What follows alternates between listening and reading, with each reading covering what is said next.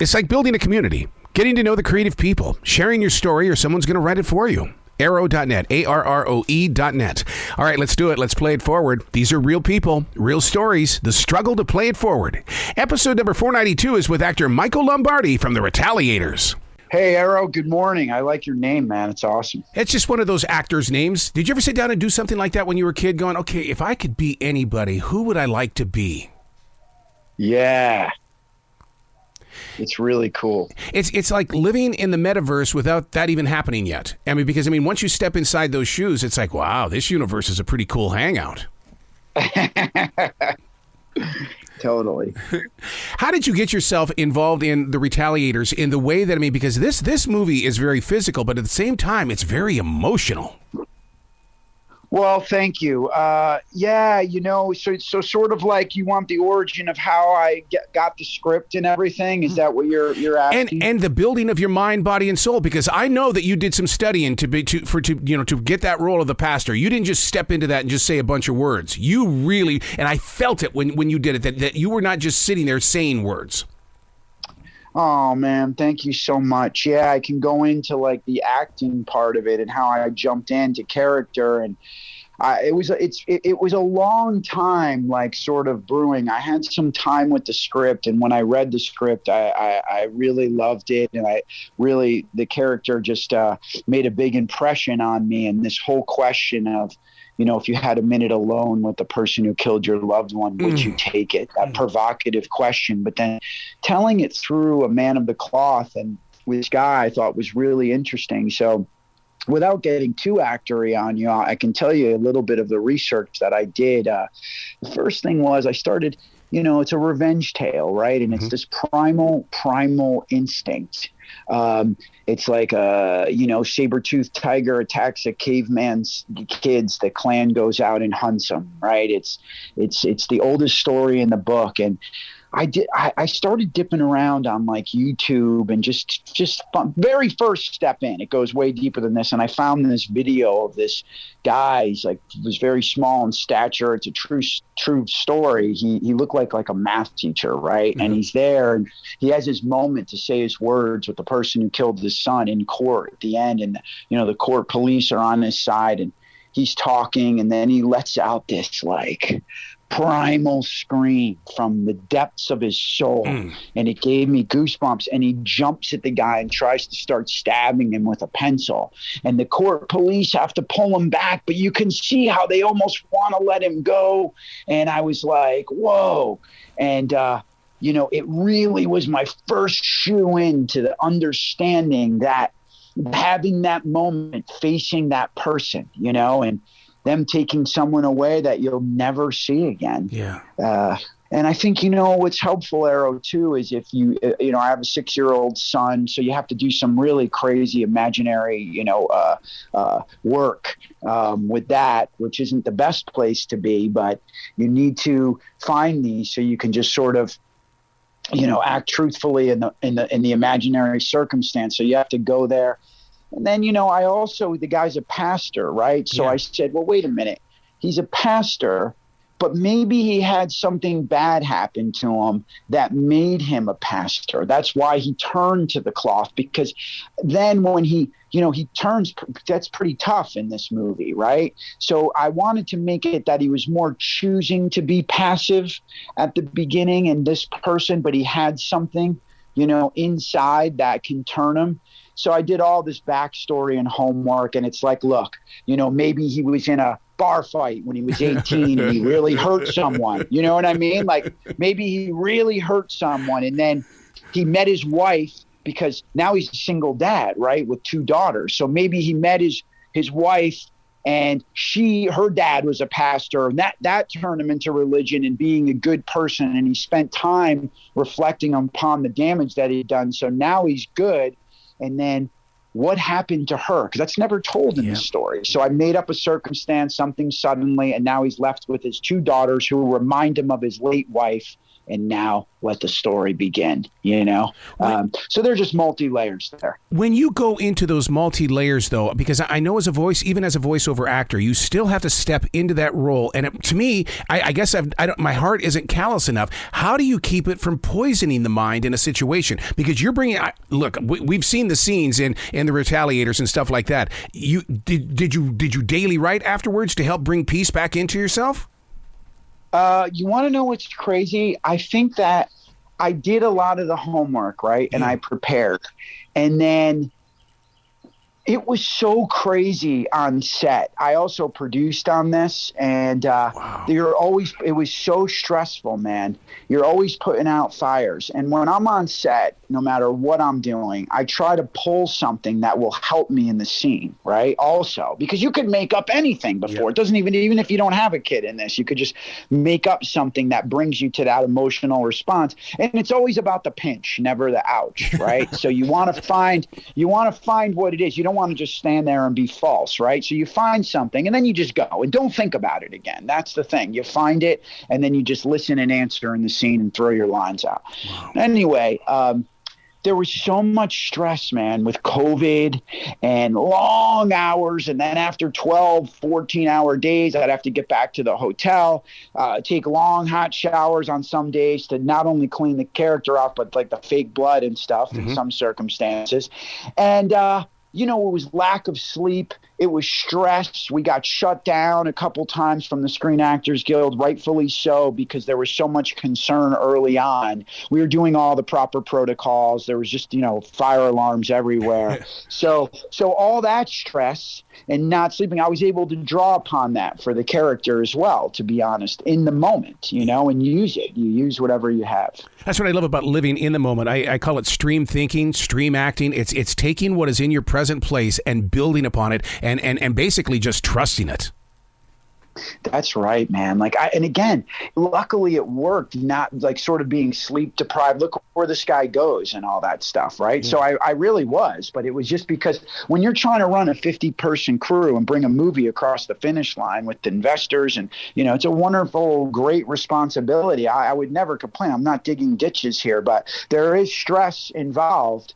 And it was everything to me when I found this script. I'm like, I love the writing. I want to make the movie now. So it's one thing to love the script, but then you got to shoot it, right? And then you got to edit it. So at the end of the day, you're lucky if you end up with the script that you fell in love with, that you actually get on the screen. So sitting across from the killer. Okay, that reminds me of one of the things that I've always wanted to ask these people that do these murder mystery novels and stuff like that. Would you ever, as the author, put yourself up there on the stand and say that you do not know who the murderer is, and then have the lawyer go, but you do, you wrote the story?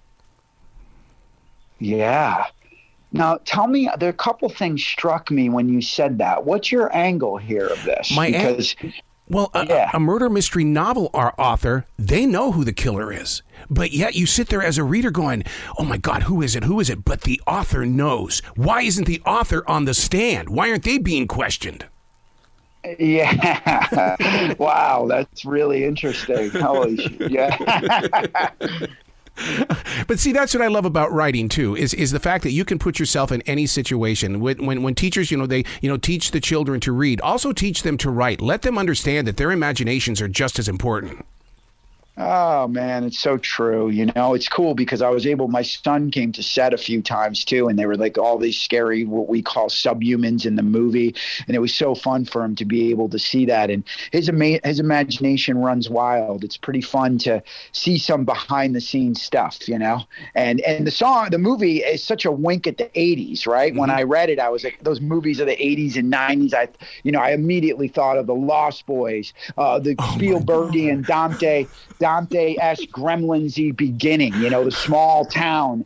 And then this crazy, I even saw elements of like graphic novel, Sin City in the movie. But I love the slow burn in the story. And then this Tarantino-ish crazy third act with a nod at Evil Dead. And so when I got that, and the music jumped off the page. So that's another important element. Like all those great movies, like I mentioned Lost Boys earlier, The Crow, Judgment Night, you know, we were lucky enough to get all these incredible bands and this amazing soundtrack in. So when I was referring to my boy earlier, like he got to meet a lot of these musicians and hear this amazing music. So it's been a heck of an experience, you know? I've always believed that musicians and actors share somewhat the same stage. And I'm so glad that you brought the musicians in on this because, you know, that one of the things that Wolfman Jack and Elvis Presley had a problem with was that Elvis had he wasn't like Wolfman in the way that he didn't have a stage to go to every day, where Wolfman had that stage. They didn't like each other because of that. And Elvis needed that performance. I think musicians are the same way, are they not? Yeah, you know what's crazy? So we had all these musicians. A guy named Alan Kovac. He's like a legendary music manager. He backed me on the film. He's the founder and CEO of Better Noise Music, which represents 40 huge rock bands, including Motley Crue, Five Finger Death Punch, Papa Roach, on and on. Right? He had Meatloaf, the Bee Gees in the day. He's amazing. So I brought him the script and he goes, let's do this. So he gives me all of his musicians' contacts. He goes, look, I want this guy in the band. I want this guy. I like this song. I think this song would work after he read the script.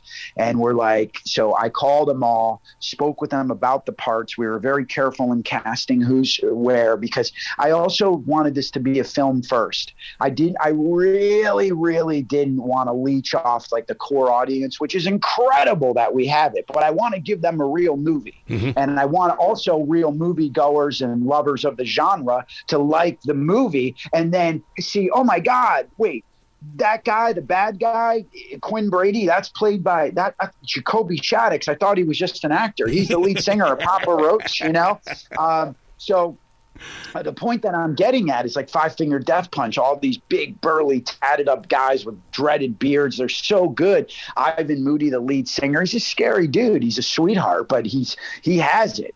And they all did their homework. We talked before they got on set. They knew their objective of their characters. They were all wonderful. And they're storytellers, right, through their music. So maybe on screen, you just have to pull it back a little bit and put it behind your eyes more and keep it in there. But they were all, and I'm not just saying this, they were amazing. And their performances are really awesome in this. And the cool part is now their songs are on the soundtrack. So we have both.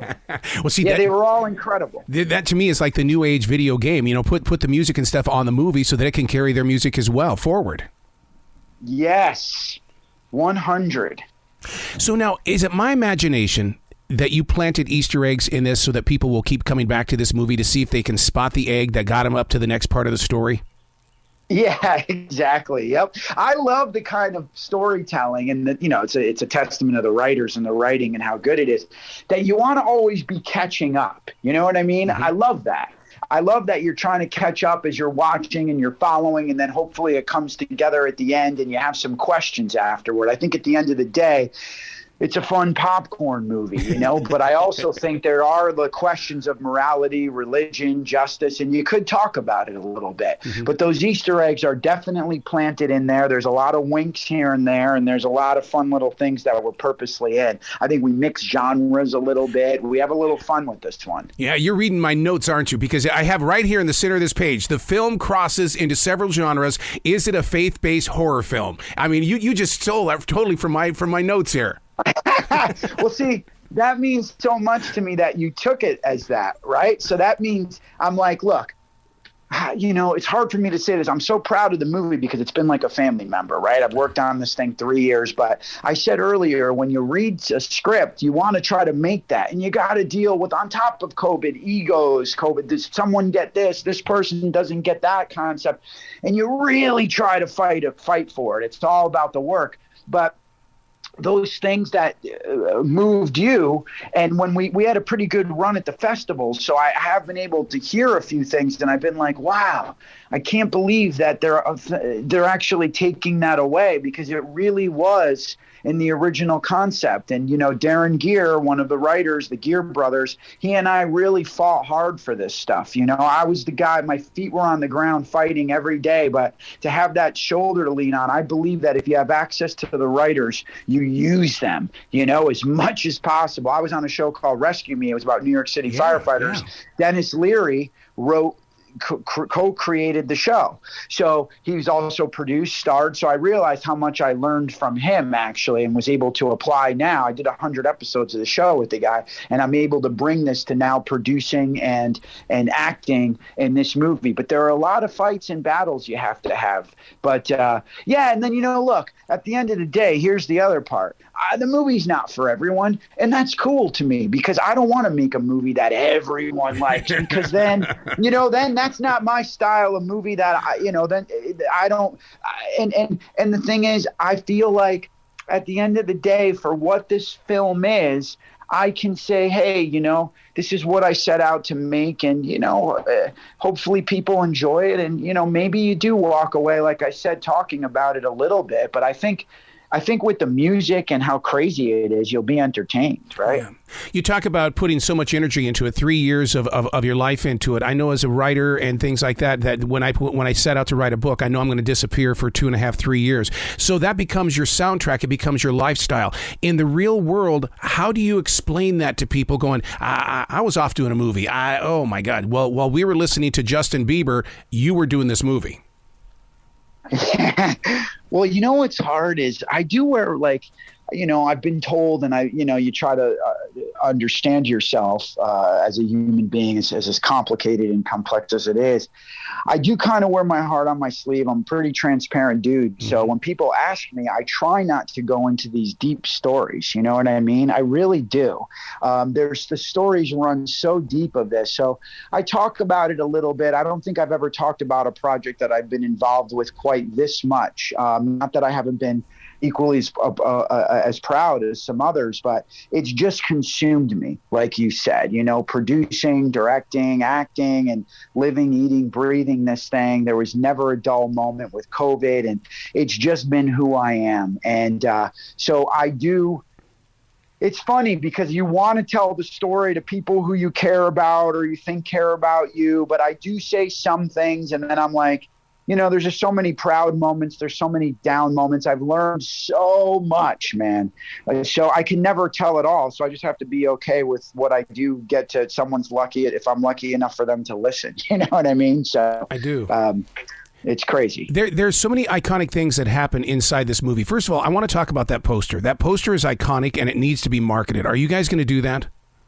Oh, thank you. Yeah, it's got that whole sort of Drew Struzan. He was the guy who, invented that sort of style that's so popular with Stranger Things. And I think it was Black Sabbath he did first, the real guy. And then that's been brought back. Well, thank you. Yeah, that is our key art, and that whole logo, the Retaliators logo. And it was something, again, that the writer and I wanted and imagined from the beginning. So we found this artist, and we're really pleased because, again, these things that we had from day one, whether it was the tagline or the idea, the thoughts, when we were just like fanboying, geeking out, me and the writer, like, oh, dude, the Stranger Things guy kind of vibe.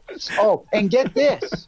Here's what's crazy. Yeah, it all happened somehow. I'm serious. Like, I can't tell you like the crazy stories when you ask about this just to get it to the finish line. But you know what else? The Stranger Things guys, we got to score this movie. Kyle Dixon and Michael Stein. They scored it on top of this awesome soundtrack. Yeah. Remember I said the wink at the 80s and stuff? They're like a dream score, right? And they watched The Rough and they did it. So they're on it as well. I love that you talk so highly about the writer. And one of the things, now who came up with this line? Because this is a very powerful line. I expect to see this on T-shirts. I've got the God, John. I've got the God, John. And when I heard that, I was like, oh, my God, that has impact. Yeah, what's funny is, so the writers and I know these guys, the Gear Brothers, for a long time. We used to write music together, actually. I had a little record deal with MySpace Records back in the day, in the early 2000s to mid 2000s, and they did too. So my music manager at the time, we used to write music, and our creative instincts and were just so aligned. The way we just really loved one another. So we used to write, and then I didn't speak with them for a lot of years. I was on the East Coast or on the West Coast. connected with them. And they said, we've been writing scripts. So I said, send them to me. I got the Retaliators. So anyway, there's a lot of good, juicy lines in there. Like I told you, when I read this thing, all the different elements that popped out, like, you know, this graphic novel, Sin City vibe, this slow burn. It almost has a Western Charlie Bronson Death Wish into this nod to the Evil Dead. And I was like, Darren, and I'm going on this monologue about it. I feel this. Oh my God. The bad guy's like, he's the Terminator, dude. Like he doesn't have to say anything. I love that, right? And he's like, yeah, you got it. Yeah, whoa. And again, there were so many good zingers in there of lines too. Another one, the one you said is like amazing. And then only complicit men take secrets to the grave. Yes. That's another heavy one, right? And then I don't know if we can say it on air, but look at this stuff. It's as white as Snow White's ass cheeks, right? That one, that's a funny line too. When he's the guy, the drug dealers dealing with the so there's some funny stuff like that. And again, I think what I love too is the movie at times doesn't take itself too seriously, you know, although we touch upon some serious topics, and it does at times, and it's story driven and hopefully actor driven, but there are some fun moments too. Well, the title alone I think is going to stop people. And first of all, I need to ask Bill, we started early. Do we get to go late? You can go until whenever Michael wants to go. Oh, am I keeping you too long, Michael? Because I want to talk about the title. Yeah, let's go. The Retaliators is one of those words that's going to stop people because it's not a word that we see in the everyday world. They're going to be going retailer, but I love that you are using the physical presence of a word to stop people. Jeez. And, you know, it's funny because all these things sort of like that, you articulated it well. And I was just always like, the Retaliators, dude, that is sick, right? Literally, that was like my first, like, wow. And again, it had the whole vibe again that like the Gear Brothers and I just, you know, we love this stuff. And I was like the Retaliators. And there's so many things like for the opening monologue of the film, I do that. My character does this, you know, maybe it's better to keep evil alive. And this whole monologue, right? It starts. And what's funny for me is someone said to me, man, that was so Coen brother-esque, right? And the writer said that after I recorded it. I recorded it on my phone and sent it to the post-production house. And they were like, you know, I never said, oh, I'm going to do this like the Coen brothers. But yet that's built into sort of my DNA from being a fan and, you know, the timing of the way they deliver. And when I read the words, I'm like, this is the way this needs to be said. But I think that's true of the way they wrote and the way they came up with the Retaliators and different, like you should talk to them because they're really wonderful at expressing their inspirations and meticulously why they called it that. We know because it's a revenge tale, right? Yeah. But I think you just gather what you're inspired by in life and what you're fans of, and then you just come up with stuff. So it was it's pretty cool because all these things that you're sort of picking up on, and again, everyone won't, but people who are moved and inspired by the stuff we like will, right? Yep. This is the first step of a brand new beginning in the way that the WWE has taken the wrestlers and made them into actors. Are we going to start seeing a series of musicians stepping into roles? I mean, this right here, like I said, this right here could be the first step of a brand new beginning for you. Yeah, well, you know what? I think it's been done, right? It's been done many times, but what I thought was really important here is it has to be the right project. Yep. And it has to be done in a way that's non-gratuitous. And I think the beauty here, as I mentioned Alan Kovac and Better Noise Music, that he has such deep relationships and he's been doing this for so long with these bands, and they hold him in such high regard and they trust what they're getting involved with, that they're okay with, you know, the part that they were given. I mean, obviously they accepted the role after they read the script, and some of them I'd talk through the whole story. And, you know, so I think like, you know, that can work, but you can't try to pop Tommy Lee in the movie because you're trying to, you know, make a few bucks, you know, and pay him so much for the day. I don't like that, and I never wanted the movie to be that. But again, I was fortunate to have Alan behind me. So I think it can work, but I think it has to be very carefully thought out. It's got to be the right platform, and a lot of things have to come together to make it work. Wow. Dude, you got to come back to this show anytime in the future. The door is always going to be open for you.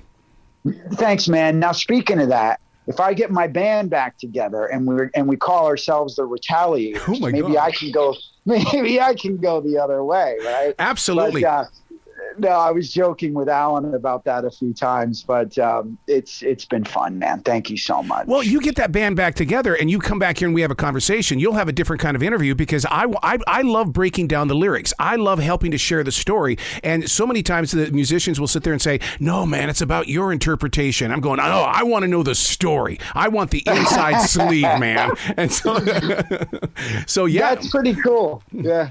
That's pretty cool. Yeah, I've learned so much about these musicians, and I've always, admired and, called myself one. And, I used to have fun in bands and everything, but really unbelievable people, artists, human beings, storytellers. And, I've learned so much through this process, and I just think we learn every day. So I definitely came out a different person than going into this thing, no question. And what's really cool is like Monday night, I think Five Finger Death Punch is playing Jones Beach. I'm going to go and see them, and I'm so excited to see them. Yeah, there's like a great amphitheater there. So I'm excited to see them on stage, and see them doing their thing because, man, these guys are incredible and they're all such pros. It takes a lot of work at the end of the day, no matter what you're doing, it's about the work.